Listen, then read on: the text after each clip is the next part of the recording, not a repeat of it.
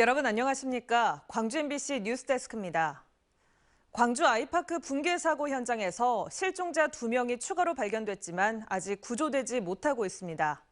발견 장소에 천장 슬라브에 균열이 있고 건물 외벽도 불안한 상태로 서 있어 작업에 속도를 내기 힘든 상황입니다. 나머지 3명의 실종자가 있을 가능성이 높은 곳은 어딘지 임지은 기자가 취재했습니다. 16개 층의 바닥이 무너진 광주 아이파크 아파트.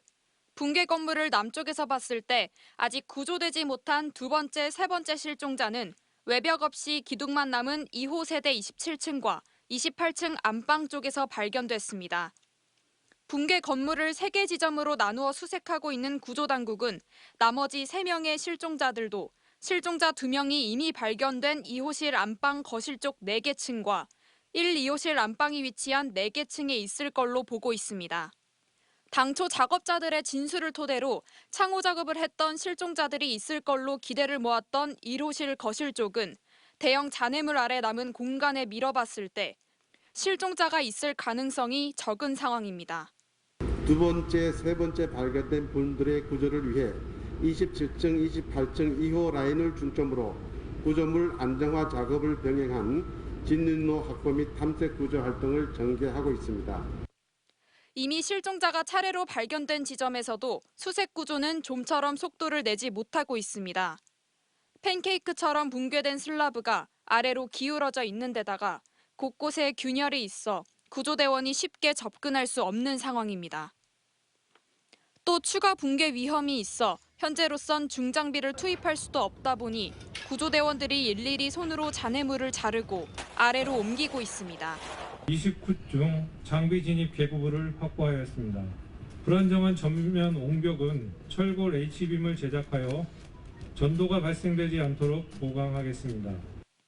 연휴에도 수색 구조 작업을 이어가는 구조당국은 이달 말까지 불안정하게 남은 외벽을 건물 안쪽의 안정적인 벽과 연결하고 붕괴된 슬라브의 지지대인 잭서포트 설치를 마친다는 계획입니다. 또 인력으로 할 수 없는 대형 잔재물을 처리하기 위해 최대 5톤을 인양할 수 있는 타워 크레인을 설치하기로 하고 지반 강화 작업에도 들어갔습니다. MBC 뉴스 임지은입니다. 광주 아이파크 붕괴 사고 이후 현대산업개발의 모든 공사 현장에 대해 공사 중지 명령이 내려졌습니다. 회사의 책임을 묻겠다는 건데 정작 그 피해는 노동자들에게 돌아갔습니다. 여기에다 중대재해처벌법 시행으로 대형 건설 현장들이 멈춰서면서 노동자들의 생계마저 위협받고 있습니다. 보도에 김영찬 기자입니다. 현대산업개발이 진행하고 있는 광주의 한 아파트 건설 현장. 오는 7월 완공을 앞둔 만큼 막바지 공사가 한창이어야 하지만 노동자들은 보이지 않습니다. 출입문은 굳게 닫혀 있고 주인을 잃은 안전모만 덩그러니 놓여 있습니다. 붕괴 사고 직후 광주시가 현대산업개발에서 진행하고 있는 모든 건설 현장에 공사 중지 명령을 내리면서 노동자들이 일터를 잃었습니다. 그날부터 터진 날부터 공사 중지돼요. 노동자들의 빈자리는 주변 식당까지 영향을 미쳤습니다. 현대 아이파크 인부들 상대로 해서 제가 영업을 했었고 90% 이상이 그분들이 식사를 하시는 건데 그분들이 이제 작업을 안 하시니까 저희들도 뭐 제로죠, 제로. 광주 화정동 아이파크 공사 현장에서 주요 공사를 맡았던 노동자들의 생계도 막막합니다. 붕괴 사고 여파로 하청업체들이 여기저기 건설 현장에서 배제되고 있기 때문입니다. 노동자들의 좀 격한 편의점으로서는 참 파리 목숨이에요. 거기서 퇴출을 당한다면 노동자는 자연스럽게 갈 데가 없어지는 거겠죠. 여기에다 건설사들이 중대재해처벌법 처벌 1호를 피하기 위해 공사를 멈춘 상황. 건설사 절반이 설 연휴 이후 주말까지 아예 현장 문을 걸어 잠궜습니다. 그게 아니라 하루 일을 나가야 하루를 돈을 받아요. 그럼 11일 동안 일이 멈춰서요. 이렇게 되면 좀 생계에 심각한 타격이 오죠. 화정동 아이파크 아파트 붕괴 사고로 또는 건설사들의 꼼수로 하루아침에 일터를 잃은 노동자들. 설 명절을 앞두고 한숨이 깊어지고 있습니다. MBC 뉴스 김영창입니다. 코로나19 확산 일로를 걷고 있는 광주에서 역대 가장 많은 일일 확진자가 발생했습니다. 어제는 400명이 넘는 확진자가 발생했고 1월에만 벌써 확진자가 5,500명을 넘어섰습니다. 설 명절을 앞두고 방역당국에 비상이 걸렸습니다. 송정근 기자입니다. 광주의 1일 신규 확진자 수가 최고치를 기록했습니다. 어제 하루에만 422명이 발생했는데 코로나 사태가 터진 이후 가장 많은 신규 확진자가 발생했습니다. 오늘 오후 6시를 기준으로도 벌써 400명이 넘는 신규 확진자가 발생했습니다. 1월 들어 연일 세 자릿수 확진이 지속되고 있고 300명을 웃도는 경우도 수차례 발생하면서 1월 달에만 현재까지 5,500명이 넘는 확진자가 발생했습니다. 이는 지난달에 비해 3배, 지난 10월에 비해서는 무려 15배나 많은 수입니다. 지난 한 해 동안 7,020명의 확진자가 발생했는데 벌써 지난해의 3분의 1을 훌쩍 넘는 확진자가 발생한 겁니다. 오미크론 변이가 지배종이 되면서 확산 속도는 더 빨라지고 있고 역학조사가 확산 속도를 따라가지 못하고 있는 실정에 다다랐습니다. 설 명절 이후 확진자 폭증을 우려한 방역당국은 잠시 멈춤을 간곡히 호소했습니다. 고향 방문과 여행을 최대한 자제해 주시고 전화나 문자, 편지 등 비대면으로 안부를 전해주시기 바랍니다. 오미크론 대응 체계에 들어간 광주시는 설 명절 기간 동안 임시 선별진료소를 정상 운영합니다.